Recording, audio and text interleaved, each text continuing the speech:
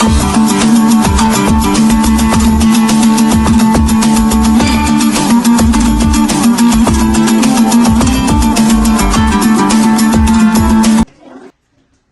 уважаемые дети! Здравствуйте! У нас сегодня открытый урок. Тема открытого урока нашего. Как вы думаете? День независимости Казахстана. Какого числа мы празднуем этот праздник? Прошлое не просит запрета, а настоящее не просит разъединения. Давайте будем все вместе помнить о том, что... Из Казахстана поздравляю, желаю мира и добра. Земля пусть наша процветает, все хватит света и тепла. Народ живет, высокой сказки. Будет хлеб, воля дух побед. Желаю меньше Казахстана, красивых и цветущих лет. Диана?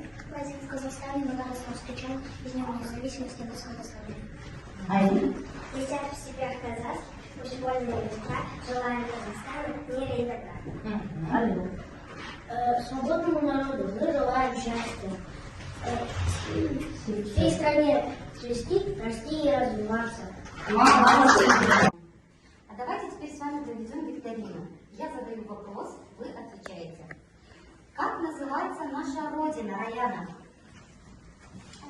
Казахстан. На полный ответ. Республика Казахстан. Наша родина называется Республика Казахстан. Хорошо. Алдияр, какой самый главный город, столица Казахстана? Главный город, столица Казахстана.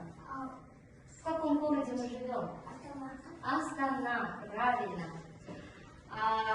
Так, скажите, пожалуйста, вот, Алина Мустафа, скажи, пожалуйста, как ты понимаешь независимый Казахстан? Что это значит? Независимый Казахстан это Свободный. Свободный, ни от кого не зависящий Казахстан. Молодец. Так, скажите, пожалуйста, Диана, а какие государственные символы вы знаете? Что вот у нас самое главное? Герб Республики Казахстан, флаг Республики Казахстан и гимн Республики Казахстан. Правильно. Ребята, независимое государство должно иметь свою символику. У Республики Казахстан есть своя символика. Это герб, флаг и гимн. Запомните это. Наш герб – это символ целостности мира и первооснова государства, семьи. Это олицетворение крылатой мечты и полета творческой фантазии. Это путеводная звезда государства.